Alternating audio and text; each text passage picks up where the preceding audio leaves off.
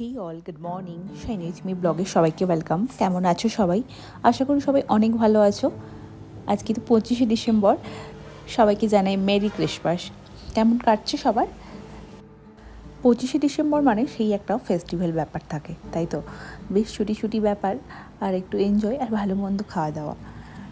আপাতত আমরা কোথাও যাচ্ছি না, আমি তো বাড়িতেই আছি। আমার হাজব্যান্ডের আজ অফিস, তাই বাড়িতেই একটু ভালো মন্দ রান্নার ব্যবস্থা করেছি।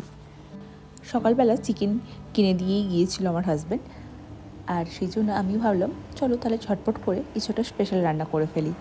আজকে অবশ্য মাংসের ঝোল বা অন্য কিছু খেতে ইচ্ছে হচ্ছে না, গ্রেভি ধরনের। আজকে সেই জন্য আমি কাবাবের জন্য ম্যারিনেট করছি। আদা রসুন পেস্ট, একটা ডিম, আর ওই কাবাব মশলা, আর দিয়েছি একটু কর্নফ্লাওয়ার। না আছে নুন, না আছে লঙ্কার গুঁড়ো, না অন্য কিছু মশলা। ওটা ম্যারিনেট করে দিয়ে কিছুটা পেঁয়াজ ভাজা করে রাখলাম। তারপরে ওই আলু রান্না করার জন্য একটা গ্রেভি বানিয়ে নিলাম। আদা রসুন পেস্ট, গরম মশলা, ধনে গুঁড়ো, জিরে গুঁড়ো, যা যাবতীয় আছে সব কিছু দিয়ে। আর একটু দিয়েছি ধনে পাতা।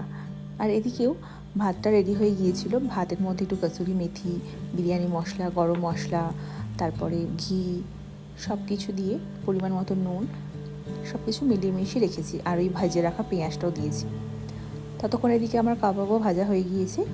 বাকি কাবাব যেটা বেজে গিয়েছিল ওটা ফ্রিজে রেখে দিলাম।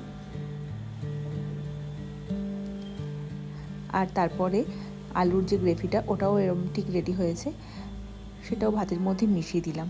আজকাল আমি আর আলাদা করে গ্যাসের মধ্যে দমে বসাচ্ছি না, পুরো ভাতটা নিয়ে মাইক্রোওভেনে কিছুটা টাইম, ওই 2 থেকে 3 মিনিট একটু কুক করে নিলেই রেডি আমার আলু বিরিয়ানি। আর সাথে গরম গরম কাবাব আর কিছু স্যালাড নিয়ে নিয়েছি।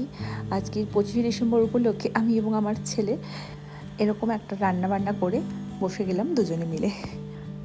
তো একটু আলাদা ধরনের রান্নাবান্না ট্রাই করলাম আজকে, বেশ ভালোই লেগেছিল আমাদের খেতে। তো এইভাবেই আজকে দিনটা আমি কাটালাম, সকালবেলাটা ছেলের গিফট, কেক, আর এই একটা সুন্দর লাঞ্চ দিয়ে। সবাই সুস্থ থেকো, ভালো থেকো। ভিডিওটি কেমন লাগলো জানিও। দেখা হচ্ছে নতুন ভিডিওতে। Bye bye.